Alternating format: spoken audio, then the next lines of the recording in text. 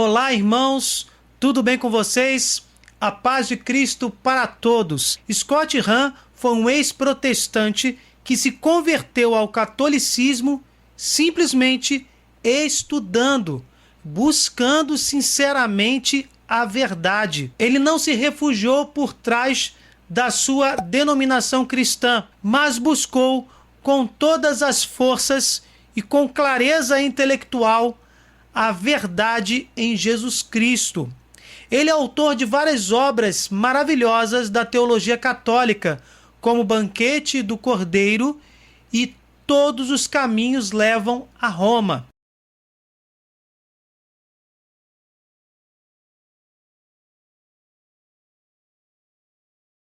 Meus irmãos, na obra Salve Santa Rainha, Scott Hahn vai nos mostrar por que o reino de Davi é um exemplo, é um prenúncio bíblico do futuro reino de Deus.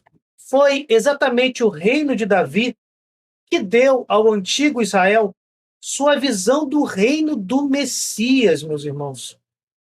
O segundo rei hebraico, vai dizer Scott Hahn, Davi, unificou as 12 tribos e estabeleceu Jerusalém como a capital da nação e seu centro espiritual. O povo, meus irmãos, reverenciava Davi por sua retidão, justiça e fidelidade ao Senhor. Os sucessores de Davi, contudo, nunca conseguiram viver para ver as virtudes do seu antecessor. Por considerarem que Davi unificou a nação, vejam, meus irmãos, os reis posteriores incutiram ressentimentos entre as tribos, que acabaram causando uma revolta e a dissolução do reino unificado de Israel. Completamente enfraquecido, Israel tornou-se mais vulnerável a seus inimigos estrangeiros. A partir do momento em que Israel foi atacado por invasores babilônicos, o povo foi exilado no cativeiro e a linhagem de Davi foi totalmente ou quase totalmente dizimada. Sedecias, que foi o último rei davídico, foi colocado para assistir à execução pelos caldeus, seus inimigos, de todos os seus filhos biológicos, para que em seguida lhe furassem os olhos. Desta forma, a última imagem gravada pelo último rei davídico seria a dos cadáveres de seus filhos degolados e o aparente fim da dinastia davídica. A última imagem na memória deste rei, o último rei davídico, seria os cadáveres de seus filhos. Está lá em 2 Reis, no capítulo 25, verso 7. Degolou na presença de Sedecias os seus filhos, furou-lhe os olhos e o levou para a Babilônia, ligado com 2 cadeias de bronze. Por meio do exílio e de todos os altos e baixos de sua história seguinte, o povo de Israel olharia para trás, para o reino de Davi, como um modelo a ser seguido, e olhariam para frente com esperança para o seu futuro, com a vinda do Messias, ungido, o rei sacerdote de Deus. Mesmo nos dias de Jesus, nos dias registrados nos evangelhos do Novo Testamento, os fariseus não hesitaram em identificar o Messias como o filho de Davi. Está lá em Mateus 22, verso 42. Nós vemos claramente essa identificação. Que pensais vós de Cristo? De quem é filho? Responderam, de Davi.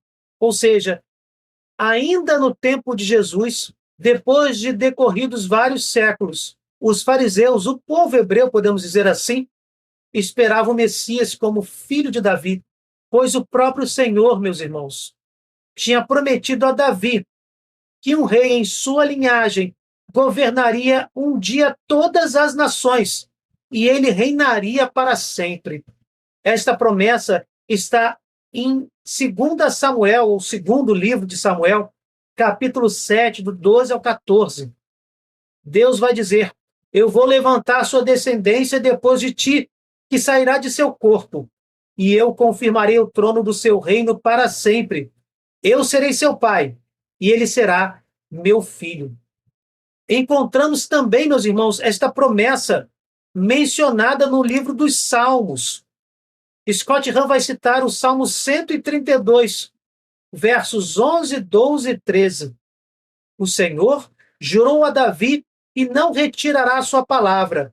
É o fruto de tuas entranhas que vou colocar no teu trono. Também os filhos deles para sempre se sentarão no teu trono.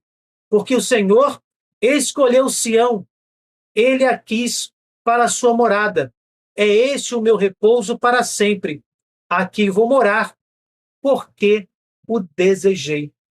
Então, de forma muito clara, nós vemos que o tão maravilhoso reino de Davi, lembrado por justiça, pela unificação das tribos, por momentos de bonança, exatamente por isso este reino de Davi é considerado um prenúncio bíblico do reino de Jesus, do reino do próprio Deus.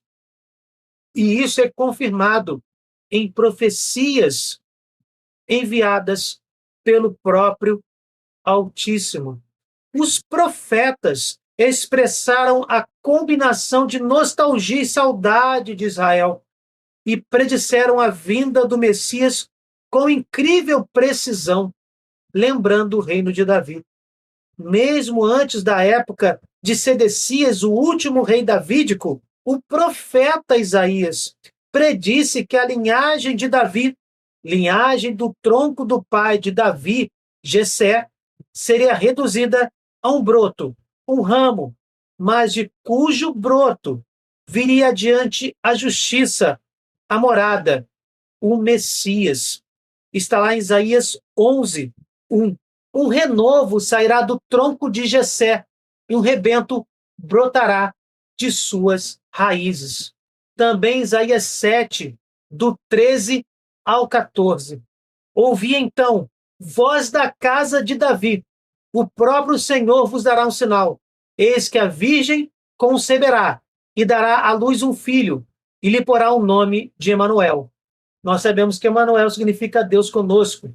Nós sabemos que Emanuel é um nome dado dentro das profecias ao próprio Jesus. Deus conosco, Deus que se faz carne e vem habitar entre nós. Deus encarnado, o próprio Senhor Jesus Cristo.